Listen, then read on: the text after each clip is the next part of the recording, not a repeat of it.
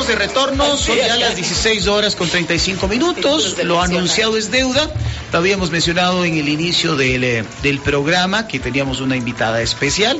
Ella es María José Pinto, está de candidata a la vicepresidencia de la República en binomio con el señor Novoa. Yo le digo el primo, pero él es Novoa con B grande, yo soy Novoa con B chica. Ahí el de la plata. O sea, ¿dónde está la plata y dónde están los chiros? No hay problema, pero es el primo, María José, bienvenida acá a Área Deportiva. Le estábamos comentando un poquito en una radio de 100% de deportes. No debe ser muy común que la entrevista en un medio deportivo, y también ya nos enteramos del corazoncito, a qué colores laten, pero eso un poco más adelante. Por eso primero, vamos a hablar, bienvenida, ¿cómo le va? ¿Cómo está usted? ¿Qué tal en estas frías tardes de la capital? Sí, helado, Quito, pero bueno, muchísimas gracias por tenerme aquí. Me encanta estar en una radio deportiva.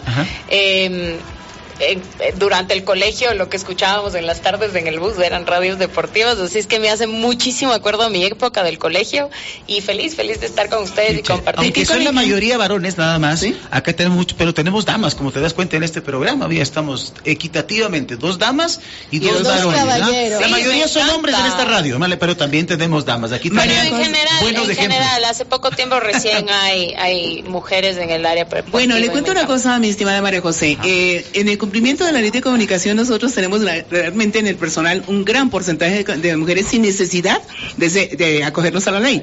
Lo hacemos porque le damos espacio. ¿En qué colegio se graduó? Cuénteme, porque tiene cara de ser estudiante del americano y cara de hincha de liga, pero resulta que es del Quito. Tampoco soy del americano. Ni de liga. Ni del americano ni de liga, no, me gradué del colegio menor. Estuve antes en el colegio Einstein también, y bueno, hincha de. Pero va por ahí además. Sí, claro. Entre el americano y el Einstein. Como que no hay mucha diferencia. Son los 2 colegios. Son los 2 colegios, y en verdad no fue por las notas que me cambiaron del colegio. Sí. No, yo le digo 2, yo estuve en 8. Y no era tampoco por notas. Por otras cosas. Qué chévere. Bueno, vamos a conocer un poquito más. Primero cuéntenos cómo está la campaña, cómo está el tema, qué es lo que pide la gente, qué es lo que más le dice María José, por Dios, échenos una manito en qué tema o en qué temas. A ver, bueno, las últimas semanas ha cambiado mucho el clima, como ustedes pueden ver, ha afectado muchísimos cantones del Ecuador, y hoy por hoy nos piden otra cosa, nos piden que los ayudemos en los cultivos, que haya ayuda directa a las casas. En la costa están muy complicados con las inundaciones. Entonces, hoy por hoy es diferente, pero en general es seguridad.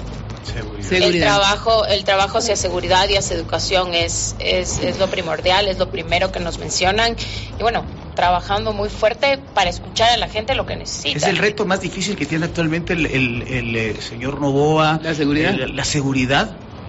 Creo que sí, ¿no? Sí, es el reto más fuerte, porque en realidad nosotros pensamos mucho en seguridad como la seguridad que la resuelve la policía y los militares, pero en realidad hay que resolver otros temas puntuales también, y es reconstruir ese tejido social, justamente hay que trabajar en paralelo. Hay que tener policías y militares, pero hay que reconstruir ese tejido social que está... Y de hecho, justamente... Eso, perdóname un segundo, Carlita, antes de que se me vaya la idea de interrupción. Lo que pasa es que justamente uno de los temas en los que lamentablemente el Estado ecuatoriano tiene una deuda grandísima es en el tema de inclusión social. Acabamos de pasar el Día Internacional de la Mujer, que no es un tema de celebración, sino de conmemoración. Así es. Y claro, esto es extremadamente grave, pero al César lo que es del César. Si hay algo en lo que hay que destacarle al presidente Novoa, es el trabajo que está haciendo con su ministra de Educación, que creo que es la mejor ministra que tiene en su gabinete, la señora Alegría Crespo. Y en ese sentido, países debidamente educados puedan resolver el tema de la educación. Corea del Sur, Singapur, ¿no es cierto? Entonces, desde el punto de vista de la inclusión, desde el punto de vista de lo social, que es donde tenemos que fortalecer, porque fortaleciendo esto, resolvemos el tema de la seguridad. ¿Cuál es el proyecto? A ver, yo tengo que hablar de desnutrición crónica infantil. Como ustedes saben, yo estuve en la secretaría más bonita que tiene el Estado, que es la de desnutrición crónica infantil, que luchamos justamente para acabar con este ladrón silencioso que tiene el país, que es la desnutrición crónica infantil. Lamentablemente, la desnutrición nos lleva mucho hacia el tema de alimentación, pero no es un tema de alimentación, es un tema de cuidado, es un tema de también solventar, por ejemplo, el embarazo adolescente, de servicios de salud como prenatales y controles del niño sano. Entonces, no es resolver la desnutrición crónica infantil, sino la base de esos problemas que hay que resolver además desde el territorio, porque no todo lado es igual, y sobre todo agua segura, agua potable, que les hace tanta falta a las comunidades, tanto en la sierra como en la costa. Que no se alimentan bien por desconocimiento. Justamente estaban hablando del tejido social, y a mí me parece importantísimo que también, si bien es cierto, han tenido una estrategia comunicacional para los jóvenes desde la comunicación más directa, ¿Qué estrategias van a optar ahora para estar en territorio? O tal vez no se lo ve o no se lo comunica, porque sí entendemos que las estructuras a través del partido, del movimiento ADN, les están haciendo un soporte, los asambleístas y electos están haciendo un soporte para esta segunda vuelta, porque creo que es importante que ustedes deberían también ir a territorio, hacer una campaña puerta a puerta, porque las campañas comunicacionales, si bien es cierto, llega a un sector de los jóvenes, creo que es importante llegar también a sectores de la ruralidad, a otro tipo de sectores donde no llega la comunicación. ¿Cuál es la estrategia? Y sobre todo eso es escuchar. Tienes que sentarte a escuchar, y eso es lo que estamos haciendo. Estamos haciendo de la mano con los asambleístas ya electos, y yo me estoy recorriendo el país escuchando, porque las políticas públicas se tienen que construir a partir de la gente, no estando en un lindo, como dice el presidente, no estando en un lindo despacho de Quito, sino escuchando verdaderamente qué es lo que necesitan.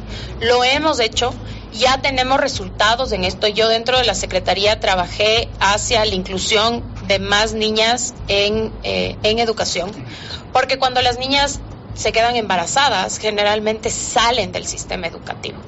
Pero no las teníamos dentro de la estrategia Ecuador Crece Sin Desnutrición Infantil, y lo que hicimos fue priorizar a estas niñas para que entren de nuevo a los colegios. Y resolvimos en realidad con una visita mía a la casa de una chica, que yo le pregunté, ¿qué necesitas? ¿Qué quieres? O sea, si es que el presidente sería el genio de la lámpara maravillosa, ¿qué le pedirías? Y me dijo, volver al colegio. Lo que pasa, María José, es que hubo una reforma constitucional, y la hubo hace ya casi 20 años, en el sentido de que los colegios no podían satanizar a las adolescentes porque se embarazaban y las sacaban. Plan Internacional hizo un proyecto, María José, sumamente interesante, y creó la unidad de maternidad infantil para adolescentes en la maternidad Isidro Ayora. Pero se compone un hombre, por adolescente que sea, que seducir a una menor es un delito, y obviamente ahí viene el tema de la educación. Y entonces, claro, si nosotros retomamos a la célula familiar como el núcleo de la sociedad, tendríamos las posibilidades. En ese sentido, mujeres emprendedoras, mujeres que pueden trabajar desde la adolescencia, ¿lo tienen contemplado en el proyecto? Sí, lo tenemos contemplado, pero más que nada la estructura que queremos es justamente dar esta oportunidad, porque las cifras nos dicen que si estas niñas no terminan el colegio, no tienen posibilidades, claro. Así es, entonces están condenadas a tener trabajos no necesariamente formales, y entonces lo primero, lo que tú decías, lo primero es educación. Entonces, ¿cómo? Lamentablemente dentro de la estrategia Ecuador Crece Sin Desnutrición Infantil no lo habían medido antes, y seguramente no lo habían medido porque no iban a preguntarles a las chicas lo que necesitaban y lo que querían. Muchas veces se asume desde el Excel, desde las estadísticas, muchísimas cosas. Entonces asumes que las chicas ya no quieren volver al colegio, asumes que, por ejemplo, es un tema psicológico también. Claro, también, no es quieren estudiar, mental. Pero el entorno quizás la incomoda a la niña y dice, no, sabes que sí tengo ganas, pero no me voy a sentir cómodo. ¿Cómo me mirarán mis compañeras? ¿Cómo me miran mis profesores? O muchas veces se le castiga, o sea, entre comillas, se le castiga a la joven al decirle, no puedes ir al colegio. Pero en realidad le estás condenando a una vida le estás limitando. Yo creo que le estás limitando su techo. No sabemos qué puede contener ahí una futura escritora, una futura músico, no sé, pues ingeniera, presidenta, arquitecta. Claro, la estás limitando. Entonces un poco lo que y me encanta que los comunicadores estén tan metidos, porque en lo que tenemos que trabajar, y la verdad es que yo aprendí, es educomunicación. La educación para el cambio del comportamiento es fundamental. vital para cambiar estas cosas, porque sí, se puede hacer políticas públicas para cambiar, introducir, priorizar, pero la comunicación para cambiar el entorno, para que la sociedad entienda que mientras estas niñas no entren al colegio, mientras tengamos desnutrición crónica infantil, mientras no se hable sobre salud mental, mientras no tengamos agua para todos, ¿segura? No avanzamos. Ahora, a mí sí me gustaría saber, aprovechando que está aquí acompañándonos, ¿qué opinión merece lo que sucedió el día de ayer con respecto a cierto grupo de indígenas, como el señor Leonidas Diza, por ejemplo, que dijo que van a respaldar precisamente a la candidatura de la señora González? Ustedes como ADN, como partido, de alguna manera ¿están teniendo acercamientos con el sector indígena? Entiendo que el sector indígena está dividido. Por ejemplo, tenemos una Lourdes Tibán, tenemos otros dirigentes también que están por ahí, que han dicho que les van a dar el apoyo a ustedes, pero tal vez, ¿cuáles son las negociaciones? ¿Ustedes tienen información? ¿Cuáles son las negociaciones por parte del señor Isa con la señora González para poder dar ese apoyo a la presidencia? No tengo idea, me encantaría saber. Y en realidad me encantaría saber qué piden para poder resolver, porque finalmente lo que se necesita y lo que he tenido, yo me he recorrido toda la Sierra Centro de Imbabura. También quiero que sepan que yo he trabajado más de 10 años con comunidades indígenas de la Sierra, y lo primero que pido, y les pido a los que nos están escuchando, dejemos de dividir. No, dejemos de dividirnos como ecuatorianos. Esto solo vamos a poder resolverlo estando unidos. Ya no más división, ya no más los buenos son los empresarios, los malos son el gobierno, o viceversa, los buenos son los del gobierno, los malos son los empresarios, los de la costa con los de la sierra, los mestizos con los indígenas. Ya no más. Tenemos que unirnos como ecuatorianos. Todos queremos ese país con más igualdad y justicia, y sobre todo esperanza de días mejores para nuestros hijos, para los míos y para los del resto de ecuatorianos. Pero en este país que está tan polarizado como vimos en la Asamblea, yo escuché por ahí, no sé, que habían negociado la presidencia de la Asamblea. No sé si sea o no sea por ahí, pero les doy ese dato. De todas maneras, pero ustedes sí están teniendo acercamientos con qué parte del sector. Pero Anabela Sin debería ser la presidenta de la Asamblea, porque fue la candidata asambleísta nacional más votada, y eso dice el código de la Asamblea Nacional. No hay negociación posible allí. Sí. Claro, o sea sí, claro, puede haber negociaciones de hecho. De la vicepresidencia y demás, o sea, en las comisiones donde hay tantos intereses de por medio, María José, que son reales. Y a ver, una pregunta que a propósito de lo que Carita dice, que es muy importante. La gente habla muy mal de los políticos. La política como tal está satanizada, y la política como tal no es el problema es el código de valores que tienen los políticos, que se compran y se venden al mejor postor. O sea, el señor del maletín. Entonces, porque tú puedes inventarte el mejor reglamento del mundo y los cambios de camisetas van a ver, pero ¿cómo logras neutralizar ese tipo de cosas de algo que tanto daño le hace al Ecuador? Porque lo que ha dividido al Ecuador es la corrupción que tiene, tan brutal. Y la otra es lo otro que nos ha dividido es trabajar por los beneficios personales y no por los beneficios de las comunidades, de la gente, de los niños, de los estudiantes, y dejar de pensar. Mi compromiso es ponerme al frente y trabajar por todos quienes necesiten que trabajemos. La desnutrición crónica infantil se la combate entre todos. El embarazo adolescente se lo combate entre todos. El agua, por ejemplo, tenemos que estar unidos con los gobiernos autónomos descentralizados, porque la competencia, para los que no sepan, la competencia es quién lo tiene que realizar, quién lo tiene que hacer, porque esas palabras también... ¿A quién le compete? Pero generalmente es competencia. ¿De qué me está hablando? Claro. Entonces, por eso aclaro, la competencia es quién es la persona que tiene que realizarlo, y las alcaldías son quienes tienen la competencia de agua y saneamiento. Pero tenemos que trabajar en conjunto, gobiernos autónomos descentralizados, municipios, empresa privada, sociedad civil, fundaciones. De lo contrario, y trabajar así en pro del Ecuador, no en pro de cada uno, de lo que me conviene, de lo que me compete, de lo que sé, de lo que soy. No. Ahora, María José, yo tengo una preocupación personal, y estoy seguro que no soy el único. El tema de los famosos foráneos, para utilizar un término agradable. Tenemos desde el norte, Colombia, últimamente el tema venezolanos. Lamentablemente no es que uno tenga problema con los visitantes, pero lamentablemente se destacan de manera negativa.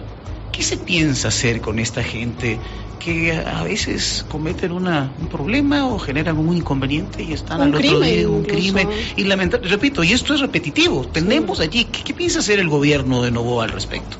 Bueno, las leyes son para todos. Definitivamente aquí quien quiera estar en el Ecuador, las leyes también son para todos. Pero les pongo otro, yo en cambio te pongo la otra cara de la migración. El día de mi cumpleaños conocí a una hermosa niña de 8 años que me vino a abrazar. No sabía quién era, pero yo estaba comiendo un pastel y ya estoy segura que ella me vino a abrazar porque quería comer el pastel, era mi cumpleaños. Y le dije, amor, ¿cómo te llamas? Y ella me dijo, y le digo, ¿qué haces aquí? ¿Por qué no estás en el colegio? Y me dijo, es que yo no puedo estudiar. ¿Cuántos años tienes? 8. ¿Y por qué no puedes estudiar? Porque mis papis no son de aquí y no tienen cédula y nadie les hace caso. Entonces, esa es la otra cara dura y trabajaban afuera del mercado Sangolquí. Era gente trabajadora que lo que vino es a buscar una mejor vida en un país que le daba más oportunidades. Y claro, ver a esta niña que seguramente vino desde muy chiquitita, no le pregunté, ya tenía un dolor en el corazón tremendo, entonces aquí tenemos que trabajar por los ecuatorianos, pero por la gente que también ha venido a buscar en nuestro país. Es que hay que apoyar a los buenos, esperanza, pero castigar a los malos y bien castigados. Porque la ley es para todos. Claro. Pero de alguna manera yo sí creo que para también... todos. Sí, pero sí yo creo que de alguna manera o se les ha salido de las manos, no digo en este gobierno solo, sino en gobiernos anteriores también, el tema de abrir las puertas y dar oportunidades tal vez a personas que son de afuera, pero ¿y las oportunidades para los ecuatorianos?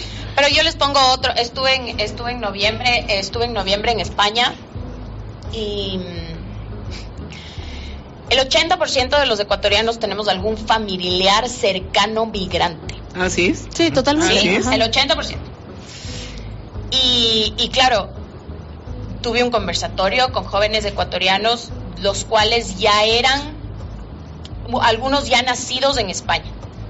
Y me decían, María José, no somos ni de aquí ni de allá.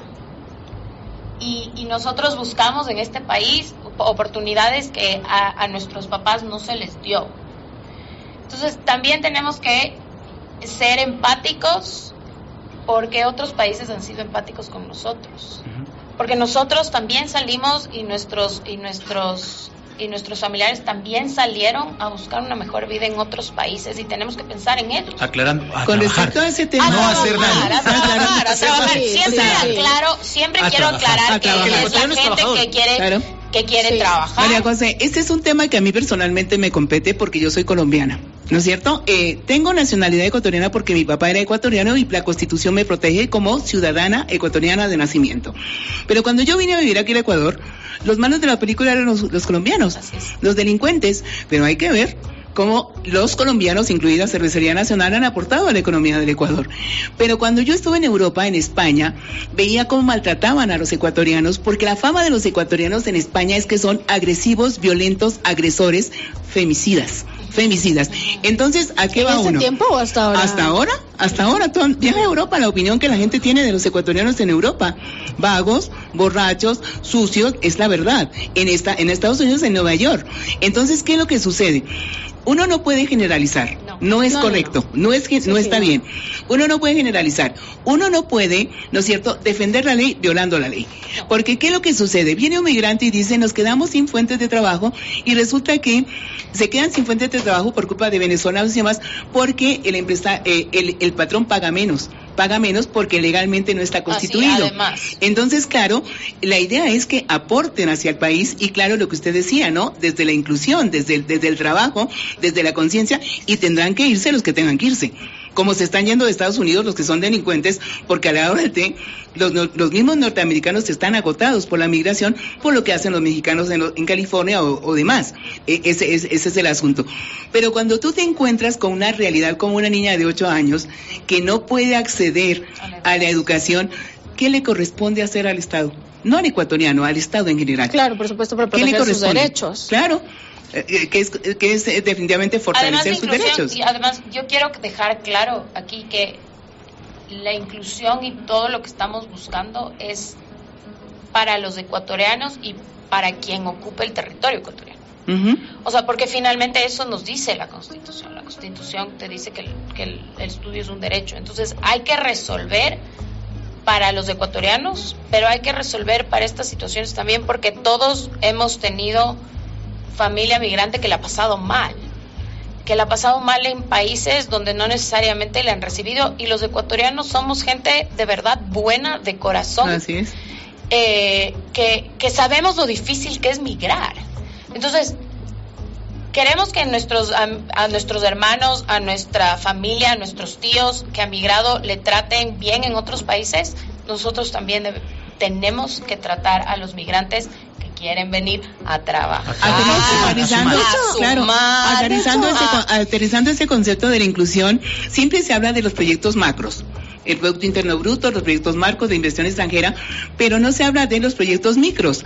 ¿Cuáles son los proyectos micros? Los pequeños, los de los emprendedores, por ejemplo, la descentralización de la economía, por ejemplo, la posibilidad de que no solamente los migrantes, sino aquellas personas que no encuentran fuentes de trabajo, por ejemplo, en Quito o en Guayaquil, porque se polarizan las ciudades, claro, vayan a provincia, porque en las provincias también hay una deficiencia de mano de obra brutal. Un proyecto de ese nivel, por ejemplo, podría hacer que el proyecto país realmente crezca, que crezca de buena manera. Sí, totalmente, pero por ejemplo, lo que sí yo creo que hay que rescatar es que esta semana justamente el presidente dijo que no dará amnistía a aquellos migrantes que hayan cometido crímenes, claro, que eso a mí me parece correcto, normal, y me parece que se tenía que hacer, claro, hace muchísimo tiempo. Correcto, coherente y además totalmente. Otra cosa también quede súper clara que dijo el presidente: ¿por qué vamos a aceptar gente de otros países cuando su país no lo acepta? Nosotros aceptaremos ecuatorianos encantados de la vida porque es su país, pero si otro país no les acepta, ¿por qué nosotros sí? No, además, ¿qué estamos viendo de sus presidentes, de sus mandatarios? Claro, nosotros tenemos que revisar las estadísticas que tienen, por ejemplo, UNICEF, que tiene Naciones Unidas con respecto al tema de migración. Y desde el punto de vista estadístico, por ejemplo, la mayor cantidad de migrantes que han pasado el tapón del Darién, que es una forma infame de migrar, justamente son ecuatorianos. Son ecuatorianos, no son venezolanos, no son colombianos, son ecuatorianos. Entonces, por eso yo hablaba del proyecto país, del que implica que el Ecuador que los ecuatorianos tengan deseo de no irse, de quedarse o de volver y ocupar el espacio que les corresponde. Y claro, esos espacios desplazarán a quienes vengan de afuera a delinquir, por ejemplo. Y eso sería lo importante. Y sobre todo a poner el hombro, porque los ecuatorianos somos maravillosos, trabajamos juntos, hemos salido de cosas, por ejemplo, ver cómo el país se volcó en la época del terremoto de Manta fue formidable, y así somos los ecuatorianos. Totalmente. Los ecuatorianos somos de poner el hombro, y es hora de poner el hombro para sacar a este país adelante, para que los jóvenes no se quieran ir, no quieran migrar, y que vean en este país un país de oportunidades.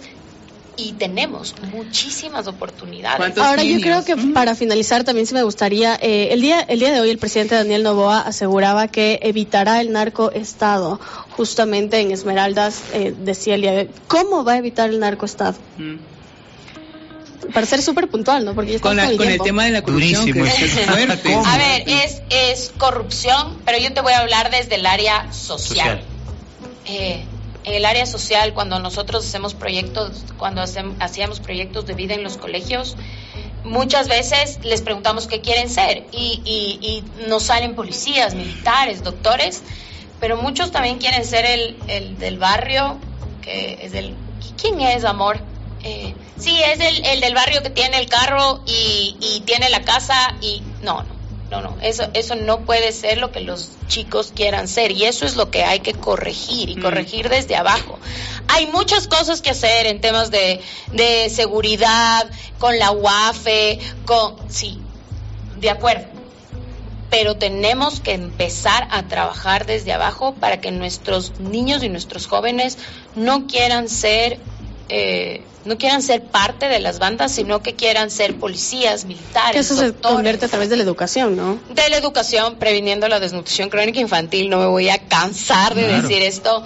Con cívica en los colegios, de verdad conociendo tu país, de la historia, de dónde vienes y hacia dónde vamos. Muy bien. Qué bonito mensaje, este último estuvo espectacular.